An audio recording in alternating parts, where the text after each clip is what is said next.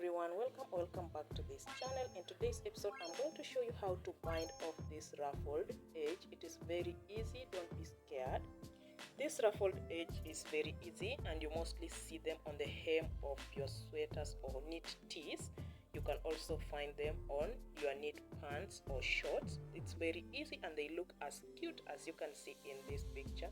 So let's get started. I only need 2 rolls to make these ruffles, which means it's very easy and very beginner friendly.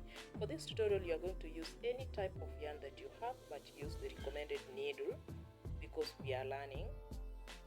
So I have my sample here. Instead of just binding it off and letting it be flat, I'm going to show you how to introduce the ruffles at the edge, then we cast it off.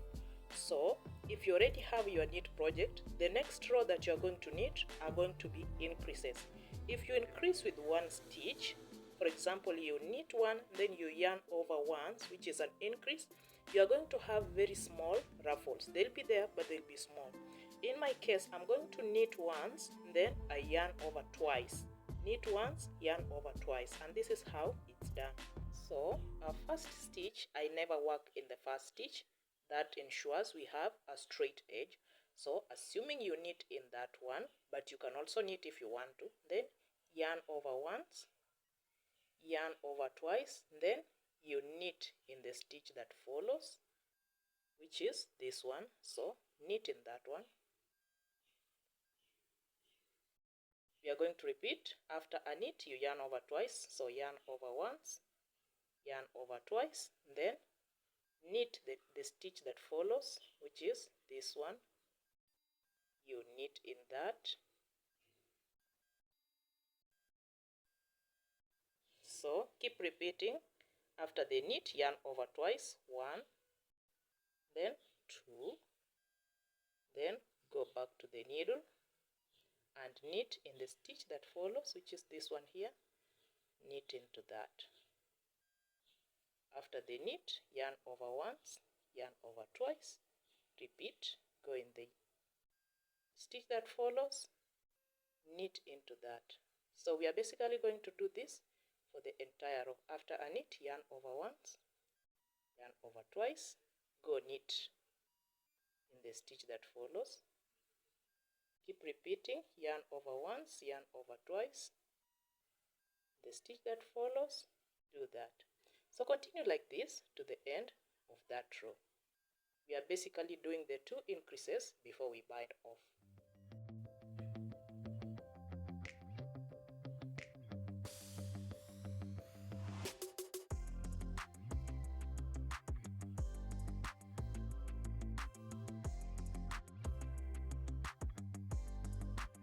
Keep repeating the 2 yarn overs, then knit once,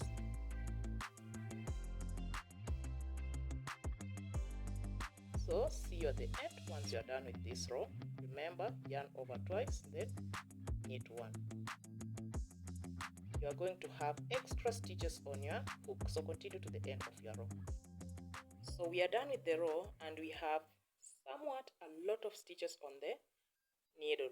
This is the point of it all. When you bind off immediately after this, you are going to form the ruffles. So let's bind off, and remember now we are working on the purl side. If you are working on straight needles, you are going now to work on the purl side. But if you are working on circulars like me, I'm still going to work on the purl side because I'm knitting flat. But if I were working in the round, I'll still be working on the knit side, and I would have bind off on the knit side. So we are going to bind off, but on the purl side. So this is how it's done. So as we are going to start binding off, remember every loop on this needle is a stitch. Count it as a stitch. So when binding off, we are going to bind off in every stitch, including the loops.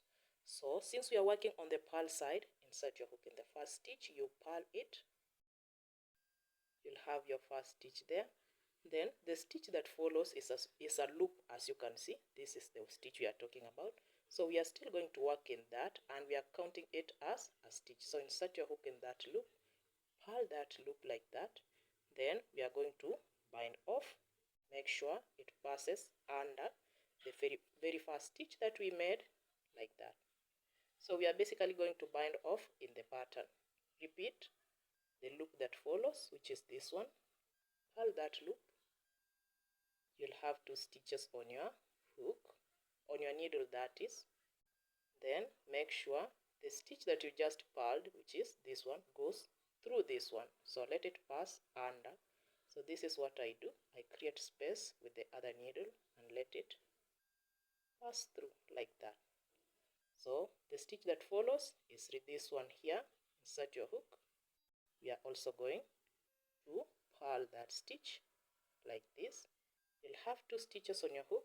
Let it pass under the first stitch, or we say you pass the first stitch over the one that you just made, whichever way. So create space, let it go under the previous stitch like that. We are going to continue this. So our next stitch is a loop. We are going to purl in that loop. So insert your hook, purl that stitch. You'll have the 2 stitches, then repeat what we've been doing. Let it go pass through the previous stitch like that. This process might be slow, but it is worth it. The next stitch is a loop. Set your hook, purl. You'll have 2 stitches on your hook. Make it go through the first stitch.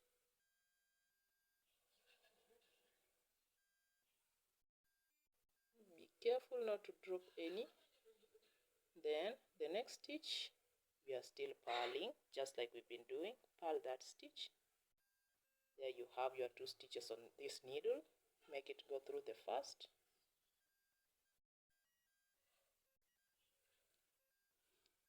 Like that. The next stitch is a loop. You can see it right there. So doing the same, purl that stitch. You'll have your 2 stitches on the needle. Let it pass under the first stitch like that.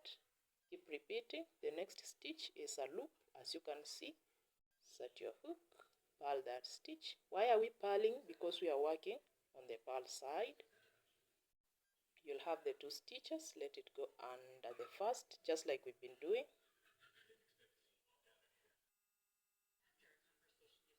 Our next stitch is not a loop, but still we are purling it. So purl that stitch.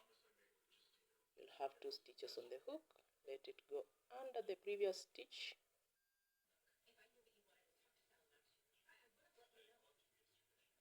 There you go. So we are basically going to repeat this process for all the stitches that are remaining. The next stitch is a loop, as you can see. So we are going to purl that stitch. You'll have 2 stitches. Make it go under the previous stitch. So keep repeating to the end.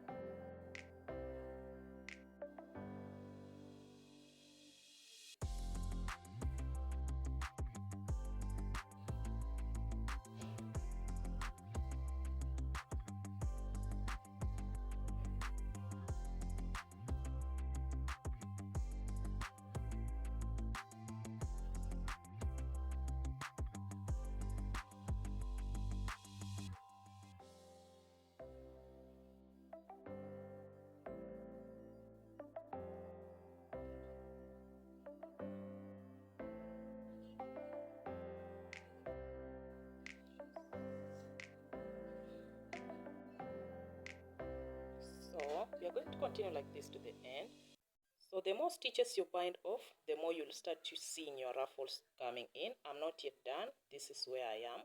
But I just want to show you how mine are popping in. So on the knit side, you can see that ruffle. It's just too so far. You can see it taking shape. The more you continue knitting, the more they pop in. and they are going to be more defined once you are done. So continue like that. Continue binding the way we've been binding off.